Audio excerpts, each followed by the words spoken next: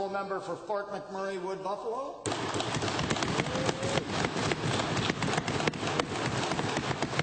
Thank you, Mr. Speaker. Mr. Speaker, the first letter the Wild Rose sent to the Premier was about seniors' care in Fort McMurray. Seniors' care is an issue everywhere, but nowhere is it more prevalent than in Fort McMurray. No other community our size has gone this long without a long-term health care facility. We wrote the Premier asking her to delay the tender for an ill-conceived seniors project in Fort McMurray and to listen to the community. Is the Premier prepared to give the residents of Fort McMurray the facility that they need and deserve? The honourable member, Minister of Health. Thank you very much, Mr. Speaker, and thank you to the honourable member for the question. We agree that this is a long overdue facility. We have been disappointed, as I'm sure the residents of Fort McMurray have, that the seniors living there and in the surrounding neighbourhoods haven't had an option to age in place. And in terms of moving forward, we want to make sure that we follow contracts, that we're not breaking contracts willy-nilly, unlike what some people may be proposing, and that, of course, long-term care is an option as well as other types of supportive living for the seniors of Fort McMurray.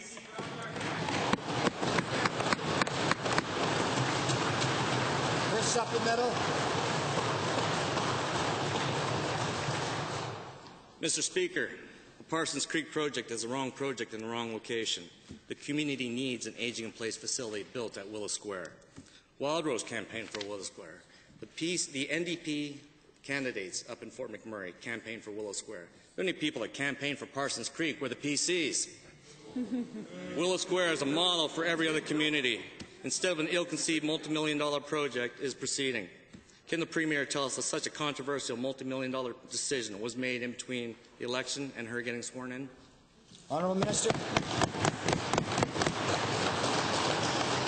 It's always a great day, Mr. Speaker, when you can find opportunities to agree with members of the opposition, and they agree with this government that the decisions made by the past government were out of touch, out of whack, and didn't actually help any of the Albertans in terms of making sure that we delivered the long-term care facility for Fort McMurray.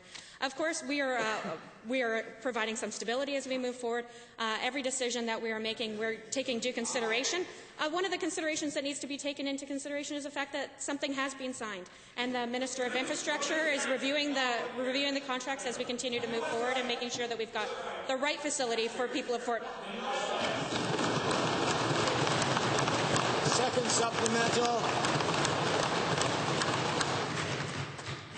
Mr. Speaker, like I said, seniors' care is an issue everywhere in Alberta. The Wild Rose is here to help this new government. The government mentioned that they would meet our society's needs for home and long-term care. This is an opportunity to correct the errors of previous governments. Will the Minister give us any details now on this government and how it will meet the needs of the long and health care term?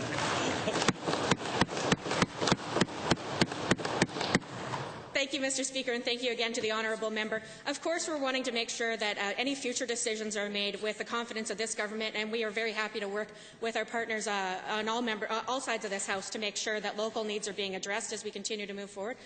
One of the things that needs to also be acknowledged is that there are financial implications for any infrastructure decision, especially once contracts have been signed. So we have to take the financially responsible as well as the evidence based on the needs of seniors in the local community as we move forward together with members opposite as well.